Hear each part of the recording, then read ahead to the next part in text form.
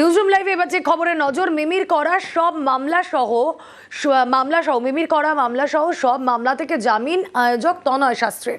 গত শনিবার মিমির মামলায় জামিন, এবার পুলিশের মামলাতেও জামিন পেয়েছেন বাকি দুই অভিযুক্ত।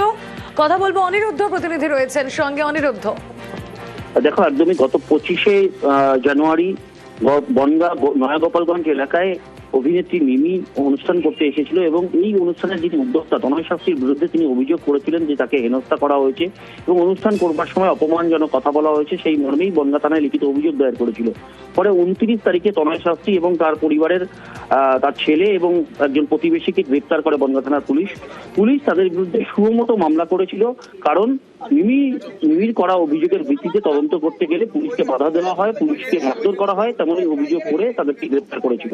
পরবর্তীতে গত 7 তারিখ মিমির করা মামলায় জামিন পেয়েছিল তনয় শাস্ত্রী, কিন্তু পুলিশের যে মামলা ছিল সেই মামলায় জামিন পায়নি।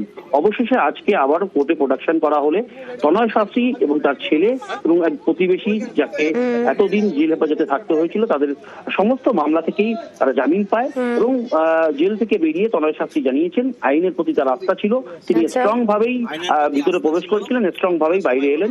আইনের প্রতি আস্থা আছে জানিয়েছেন তনয় শাস্ত্রী। ওকে,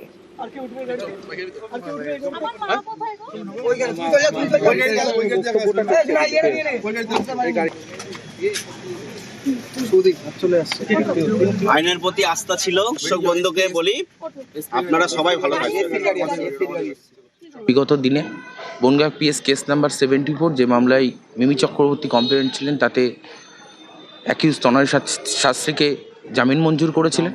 পুলিশের পক্ষ থেকে যে সুমোটো মামলা করা হয়েছিল বনগাঁ পিএস কেস নাম্বার 82, সেই মামলাতেও লন্ডনের এসিজিএম বনগাঁ তিনি জামিন মঞ্জুর করেছেন তনয় শাস্ত্রী এবং তনয় শাস্ত্রীর ছেলে এবং একজন প্রতিবেশীর।